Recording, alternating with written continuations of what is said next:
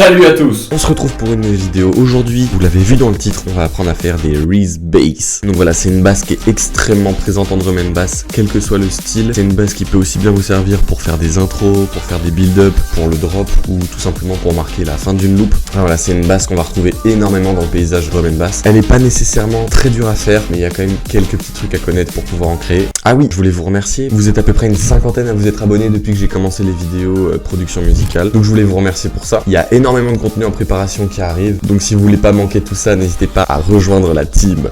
Donc voilà, ceci étant dit, je ne vais pas vous embêter plus longtemps. Je vais enfiler mon casque et on va tout de suite se retrouver sur le logiciel FL Studio. Go! Donc nous voilà sur FL Studio. Alors pour créer notre Reese Bass, on va avoir besoin d'un synthétiseur. Je l'ai expliqué dans ma dernière vidéo, mais du coup moi j'utilise Serum. Il y a aussi un synthétiseur super et gratuit qui s'appelle Vital. Donc, si vous n'avez pas envie de mettre 180 € dans un synthétiseur, choisissez cette option. Vous pouvez faire exactement la même chose, c'est simplement que moi je suis plus à l'aise avec Serum. Et à côté j'ai ouvert un EQ. Alors c'est pas obligatoire de le faire, mais ça fait une bonne aide visuelle et ça permet de bien se rendre compte à quelle fréquence on touche et ce qui se passe au niveau du spectre. Alors le son qu'on va essayer de reproduire aujourd'hui, c'est celui-ci.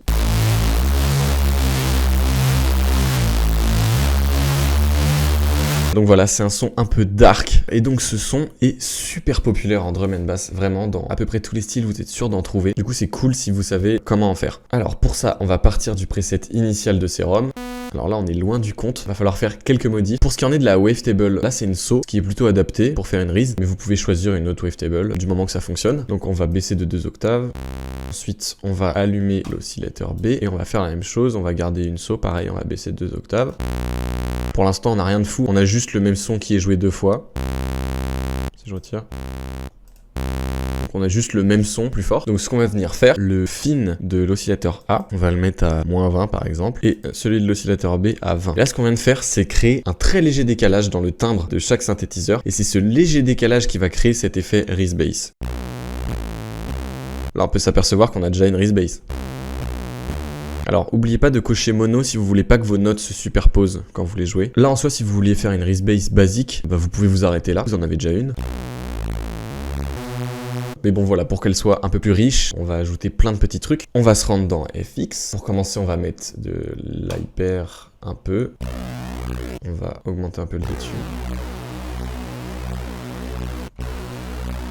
Juste avec cet effet là, c'est déjà plus cool. On a quelque chose d'un peu plus ambiant. Ensuite, on va mettre un peu de distorsion. Alors là, le but, c'est de faire une grosse Reese Bass. Donc, on va prendre quelque chose d'assez puissant. La Zero Square.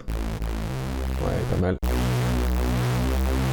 La distorsion va créer plein d'harmoniques, ce qui va enrichir le son, le rendre plus ambiant, plus puissant. Et donc, c'est quelque chose de très utile. Voilà, donc vous réglez avec le drive, en fait, l'intensité de la distorsion. Voilà, là, je pense qu'on est pas mal. Ensuite, on peut rajouter un phaser. Mais là, il est beaucoup trop fort. Pour bien régler votre phaser, ce que je vous conseille de faire, c'est le mettre à fond, comme ça, et de régler la fréquence. Voilà, et ensuite de le baisser. Quand vous faites comme ça vous permet de bien entendre ce que vous faites avant de baisser le mix de l'effet, du coup. Parce que si j'essaie de le faire avec l'effet à là, je vais rien entendre de ce que je fais. Comme ça, je pense qu'on est pas mal. Ensuite, on peut mettre un peu de chorus. Ok, là, on commence à avoir quelque chose de pas mal. On peut rajouter un compresseur. On va venir cliquer sur multiband juste ici. On va baisser un tout petit peu le threshold, augmenter le gain. Et on va venir augmenter les lows, on peut pousser jusqu'à 170 par exemple, augmenter les mid, et un peu les high. Le compresseur, ça fait une grosse partie du job. Si on le retire, et si on le remet, ça booste quand même pas mal le son. Ensuite, on peut mettre un EQ pour couper peut-être un peu de mid. On va faire comme ça, on va augmenter un peu, peut-être un peu moins. On peut même créer un peu de mouvement en mettant un LFO comme ça sur la fréquence. Ensuite, pour finir, on peut mettre un filtre. Un peu de drive. On va mettre le cutoff quasi au max. Alors le cutoff, qu'est-ce que ça fait? En fait, là, les fréquences que vous voyez défiler quand je bouge le potard, c'est les fréquences que ça va couper. Vous allez le voir sur l'EQ. Si je fais ça, ça coupe les fréquences au-dessus de 8 Hz. Là, ça coupe toutes les fréquences au-dessus de 100 Hz. Et plus je l'ouvre, plus on va entendre. Et là, pour finir, on peut mettre un tout petit peu de délai. Alors, on va surtout pas en mettre sur les basses. Ça va faire un truc pas ouf. On va le mettre à 1/8, donc un délai assez court, et on va le mettre très peu fort. Voilà, on entend quasi pas, c'est parfait. Et un tout petit coup de reverb.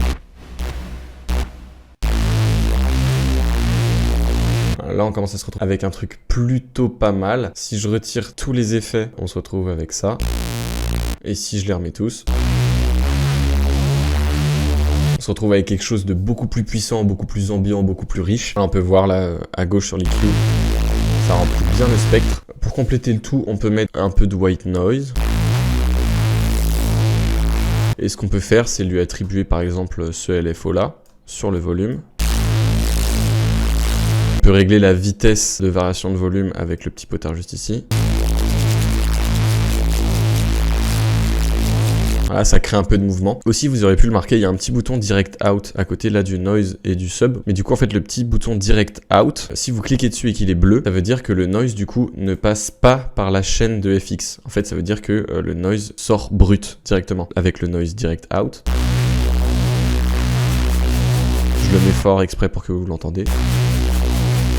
Et si je retire Direct Out, en fait, on se rend compte que le noise, il a plein de disto, plein d'effets, et c'est parce qu'en fait, il passe par toute la chaîne d'effets. Donc si jamais vous voulez pas que ça passe par toute la chaîne d'effets, hop là, vous cliquez sur Direct Out. Je pense qu'on a fait le tour. J'espère que cette vidéo vous a plu et surtout qu'elle vous a été utile, que vous avez appris des choses. En fait, on se rend compte que c'est une basse qui est pas si dure que ça à refaire. À vous de la refaire à votre sauce avec vos propres modifications personnelles. N'hésitez pas à piocher dans les wavetables, choisir d'autres choses. C'est comme ça que vous aurez des sons uniques. Puis voilà, moi ça m'a fait plaisir de vous faire cette petite vidéo. Comme je l'ai dit au début, il y a pas mal de contenu qui arrive. N'hésitez pas à rejoindre la team si ce genre de vidéo vous plaît.